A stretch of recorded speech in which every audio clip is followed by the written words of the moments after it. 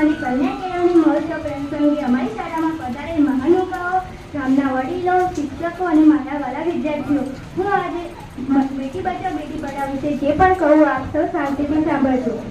સમગ્ર ભારતમાં દીકરીઓને શિક્ષિત બનાવવા અને દીકરીઓને બચાવવા માટે આપણા દેશના પ્રધાનમંત્રી શ્રી નરેન્દ્રભાઈ મોદી દ્વારા દીકરીઓના નામની યોજના શરૂ કરવામાં આવી છે, જેનું નામ છે બેટી બચાવો બેટી પઢાઓ. આ યોજનાની શરૂઆત 22મી જાન્યુઆરી 2015ના રોજ હરિયાણા રાજ્યના પાણીપત શહેરમાં થઈ હતી. ભારતીય દીકરીઓને વેદનાને વાંચા આપવા અને તેમને ભણવા માટે ઘણા લોકોએ આ યોજનાને આવકારી છે. આ યોજનાનો મુખ્ય ઉદ્દેશ દીકરી ભણી ગણી પગભર બની શકે અને પોતાના અધિકારો મેળવી શકે તે છે. આપણા દેશ અને સમાજે ઘણી પ્રગતિ કરી, પરંતુ દીકરીઓને જેમને જે સન્માન મળવું જોઈએ તે હજુ મળતું નથી.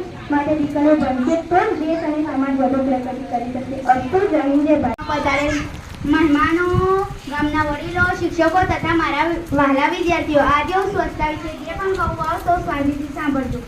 સ્વચ્છતાનું મહત્વ. આપણા જીવનમાં સ્વચ્છતાનું ઘણું મહત્વ છે. જ્યાં સ્વચ્છતા ત્યાં સુંદરતા, જ્યાં સ્વચ્છતા ત્યાં પ્રભુત્વતા, જ્યાં સ્વચ્છતા ત્યાં દિવ્યતા, જ્યાં સ્વચ્છતા ત્યાં તંદુરસ્તી.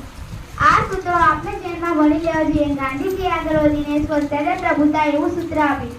શરીરની તંદુરસ્તી માટે શરીરની સ્વચ્છતા ખૂબ જરૂરી છે. આપણે આંખ, કાન, નાક, ચામડી, વાળ, નખ, દાંત વગેરે અવયવને સ્વચ્છ રાખે છે. સ્વચ્છ શરીર, સ્વચ્છ કપડાં આપણા મનને સ્વચ્છ રાખે છે. આથી આપણું શરીર તાજગી અનુભવે છે. આપણા ઉત્સાહ પણ વધારે થાય છે. જ્યારે આજ્ઞા માટે ઘર અને મહિલાની નિયમિત સફાઈ કરવી છે.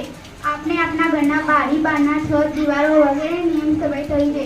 ત્યાં કે કચરાના ઢગલા ન થવા દેવા જોઈએ. કચરાના ઢગલામાંથી ઊંઘ પસરે છે અને જંતુ પ્રવેશ થાય છે. તેનાથી રોગચાળો રહે છે. અસ્તુ જય હિન્દ જય ભારત. આભાર.